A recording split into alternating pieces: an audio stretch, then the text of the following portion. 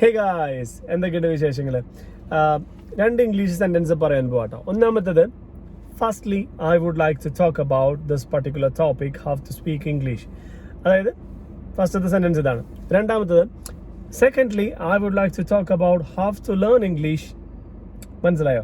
ഇത് ഈ രണ്ട് ടോപ്പിക്ക് നിങ്ങൾ കാര്യമാക്കേണ്ടോ. നമ്മൾ പലപ്പോഴും സംസാരിക്കുന്ന സമയത്ത് നമ്മൾ ഉപയോഗിക്കുന്ന രണ്ട് വാക്കുകൾ അല്ലെങ്കിൽ ഉപയോഗിക്കുന്ന ചില വാക്കുകളാണ് ഫസ്റ്റ്ലി, സെക്കൻഡ്ലി, തേർഡ്ലി അല്ലെങ്കിൽ ഫൈനലി.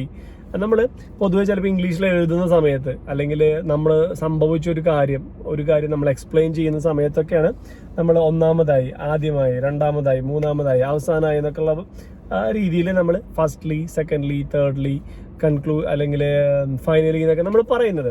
അപ്പോൾ ഈ ഒരു വാക്കുകൾക്ക് പകരം കുറച്ചുകൂടി ഭംഗിയുള്ള ചില വാക്കുകൾ ഉപയോഗിച്ച് നോക്കിയാലോ, അല്ലെ? അപ്പം നമ്മൾ പറയാൻ കേട്ടോ, ഫസ്റ്റ്ലി എന്ന് പറയുന്നതിന് പകരം നമുക്ക് ഉപയോഗിക്കാൻ പറ്റുന്ന ഒരു സംഭവമാണ് to begin with. Hey guys, I would like to begin with this particular topic. മനസ്സിലായില്ലേ? അതായത് ഈ ഒരു കാര്യം പറഞ്ഞാണ് ഞാൻ തുടങ്ങുന്നത്, to begin with. രണ്ടാമത്തെ ഒരു കാര്യം പറയട്ടെ, സെക്കൻഡ്ലി. സെക്കൻഡ്ലി എന്ന് പറയുമ്പോൾ സെക്കൻഡ്ലിക്ക് പകരം നമുക്ക് പറയാൻ പറ്റുന്ന ഒരു സംഭവമാണ്, നമ്മളൊരു കാര്യം ഇങ്ങനെ പറഞ്ഞുകൊണ്ടിരിക്കുകയാണ്, അത് നിർത്തി നമ്മൾ പറയണേ secondly I'm gonna talk about എന്നല്ല, അതിന് പകരം in addition to that I'm gonna talk about, മനസ്സിലായോ? ഇൻ അഡീഷൻ ടു ദാറ്റ് അല്ലെങ്കിൽ ഇൻ അഡീഷൻ. അതായത് സെക്കൻഡ്ലിക്ക് പകരം ഇൻ അഡീഷൻ എന്ന് പറഞ്ഞിട്ട് നമുക്ക് പറഞ്ഞു തുടങ്ങാം. അതായത് ഇതിനോട് കൂടെ എനിക്കിനി അടുത്തത് പറയാനുള്ളത് ഇന്നതാണ് എന്ന് പറഞ്ഞിട്ട് പറഞ്ഞു തരൂലേ, അതാണ് ഇൻ അഡീഷൻ എന്ന് പറയുന്നത് കേട്ടോ. ഇനി മൂന്നാമത്തേത് നമ്മൾ പറയുകയാണ് yes, thirdly I'm gonna talk about അല്ലെങ്കിൽ I would like to mention about this party. അപ്പോൾ തേർഡ്ലി എന്ന് പറയുന്നതിന് പകരം നമുക്ക് എന്ത് പറയാം? Further more. അതായത് ഇനിയും കൂടുതൽ പറയുകയാണെന്നുണ്ടെങ്കിൽ അല്ലെങ്കിൽ അതിനെപ്പറ്റി കൂടുതൽ പറയുകയാണെന്നുണ്ടെങ്കിൽ എന്നൊക്കെ അർത്ഥം വരുന്ന രീതിയിൽ ഫർദർ മോർ എന്ന് നമുക്ക് ആഡ് ചെയ്യാനായിട്ട് സാധിക്കും. ഇനി നമ്മൾക്ക് ഇത് മൂന്നും കഴിഞ്ഞു. ഇപ്പൊ നമ്മളൊരു ഫൈനലി പറയാൻ പോവാണ്, എന്ത് അവസാനമായിട്ട് ഇതാണ് ഇതിന്റെ കൺക്ലൂഷൻ എന്ന് പറയാൻ പോവാണ്. അപ്പം ഫൈനലി എന്ന് പറയുന്നതിന് പകരം നമുക്ക് എന്ത് പറയാം? In conclusion to that.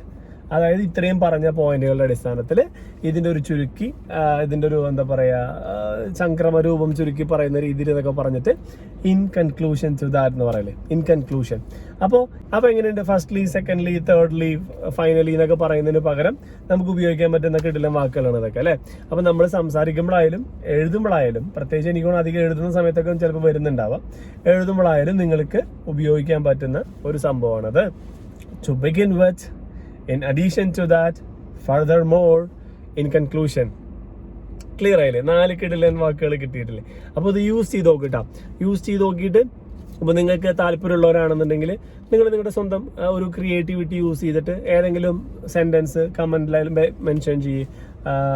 In addition to that ഇങ്ങനെ പറയുക, അല്ലെങ്കിൽ ടു ബിഗിൻ വിത്ത് എന്നോടൊരു സെന്റൻസ് ടൈപ്പ് ചെയ്യുക, അല്ലെങ്കിൽ ടു കൺക്ലൂഡ് അല്ലെങ്കിൽ ഇൻ കൺക്ലൂഷൻ ടു ദാറ്റ് എന്നൊക്കെ പറഞ്ഞിട്ട് ഇങ്ങനെ ഒരു സെന്റൻസ് ടൈപ്പ് ചെയ്ത് നമുക്ക് നോക്കാം എത്ര പേര് ക്രിയേറ്റീവ് ആയിട്ടുള്ള കമന്റുകൾ ടൈപ്പ് ചെയ്യാൻ പറ്റുന്നുള്ളത്. എങ്ങനെയുണ്ട്? അപ്പോൾ വീഡിയോ കണ്ടു നോക്കുക. ഉപകാരപ്രദമായിട്ട് എന്തെങ്കിലും കിട്ടിയെന്ന് തോന്നുകയാണെന്നുണ്ടെങ്കിൽ നിങ്ങളുടെ വലിയൊരു അഭിപ്രായങ്ങളൊക്കെ അറിയിക്കണം. ലൈക്ക് ബട്ടൺ പ്രസ് ചെയ്തോളൂ, അപ്പോഴാണ് നമുക്ക് മനസ്സിലാവുക നിങ്ങൾക്ക് എത്ര പേർക്ക് ഇത് ഇഷ്ടപ്പെട്ടു എന്നുള്ളത് കേട്ടോ. ഇഷ്ടപ്പെട്ടില്ലെങ്കിൽ അപ്പുറത്തെ ഡിസ്ലൈക്ക് ബട്ടണും കൊടുത്തിട്ടുണ്ട്, അതും പ്രസ് ചെയ്യാം, പ്രശ്നമില്ല, അപ്പോഴും അറിയാലോ. അപ്പോൾ അങ്ങനെയാണ് കാര്യങ്ങൾ. അടുത്ത വീഡിയോയിൽ കാണുന്നവരിക്കും. This is Shiju Thomas signing off. Take care. By.